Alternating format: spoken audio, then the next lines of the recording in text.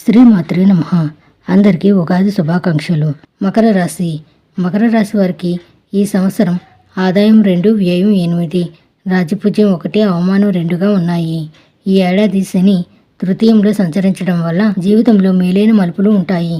గతంలోని కష్టాలకు ముగింపు దొరుకుతుంది. ఇతరుల సహాయ సహకారాలు లభిస్తాయి.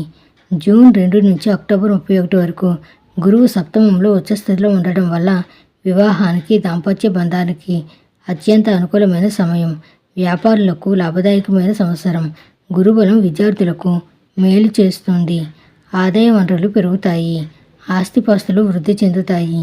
రాహు వాక్స్థానంలో ఉండటం వల్ల ఆచితూచి మాట్లాడడం మంచిది. ఒత్తిడిని దూరం ఉంచండి. శారీరక మానసిక ఆరోగ్యాలు జాగ్రత్త. కేతువు సప్తమ స్థానం ప్రభావంతో ఆలు మగల మధ్య అపార్థాలు పుట్టుకొచ్చే ప్రమాదం ఉంది. జూన్ వరకు గురువు షష్టంలో ఉన్నందున ముందు జాగ్రత్తగా పొదుపు మదుపు పాటించడం మేలు. దుర్గా స్తోత్రం పఠించాలి. గణపతిని, సుబ్రహ్మణ్యేశ్వరుని పూజించాలి. ప్రస్తుతానికి షష్ఠ గురు ప్రభావం ఎక్కువగానే ఉంటుంది.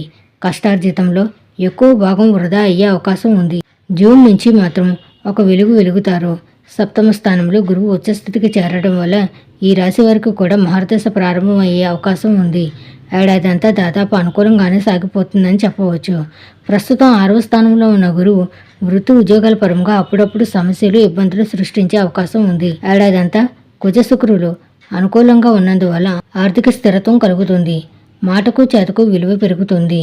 వీరి సలహాల వల్ల బంధుమిత్రులు ప్రయోజనం పొందుతారు.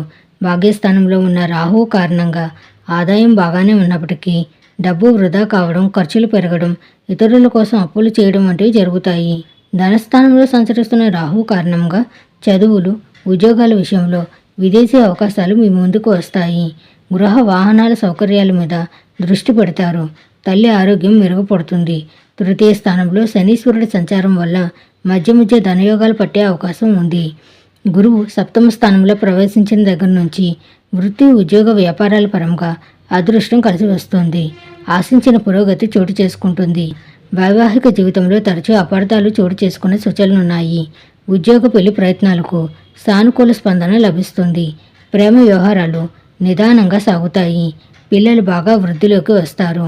ఉన్నత విద్యలకు, విదేశాలకు వెళ్లడం జరుగుతుంది. శుభం భూయాత్.